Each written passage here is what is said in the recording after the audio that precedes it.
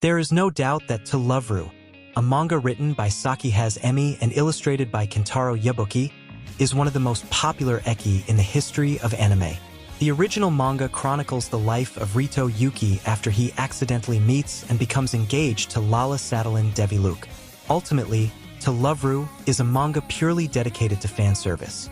And both Has-emi and Yabuki admitted that they wrote it just to test the limits of what was allowed inside a shonen magazine. But even being only this, the work is legendary.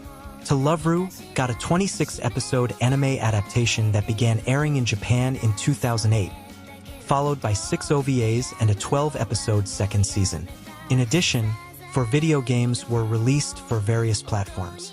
Not only this, after the manga ended, a sequel titled To Love Ru Darkness was published between October 2010 and March 2017, and a 26-episode anime adaptation with another 10 OVAs was produced based on this sequel. Has-emi stated that when To Love Ru began, there were no limits on romantic comedies in Weekly Shonen Jump. Yabuki said that at that time he would never have imagined that lewd scenes would become the main focus of the series. As the manga progressed, Yabuki said it was increasingly about testing the limits as to what Weekly Shonen Jump would allow them to draw. Yabuki said To Love Ru Darkness began as a self-indulgent whim of his. He drew an outline and dragged Has-emi back to make a sequel. Has-emi described it as a spin-off intended to maintain the spirit of the original, while adapting its relationships to a new vector of development. He said he was satisfied with the way they portrayed the changes in Momo's heart, and that Lala and Haruna also made romantic progress. Yabuki also initiated the end of Darkness, communicating it to Has-emi, the editor-in-chief, and everyone else involved around May or June 2016, the 10th anniversary of the entire franchise.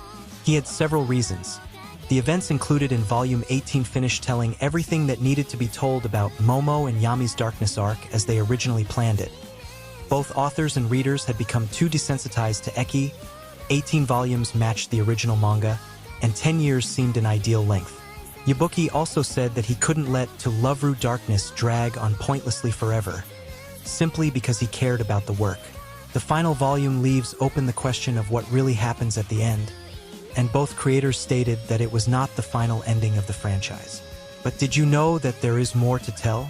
It seemed to many that the original To Love Ru manga was actually cancelled by either the publisher or the creative team themselves, forcing the authors to make a rushed and unsatisfying ending. The manga was going great in Weekly Shonen Jump, and the publisher Shueisha was reporting millions of copies sold. What happened then?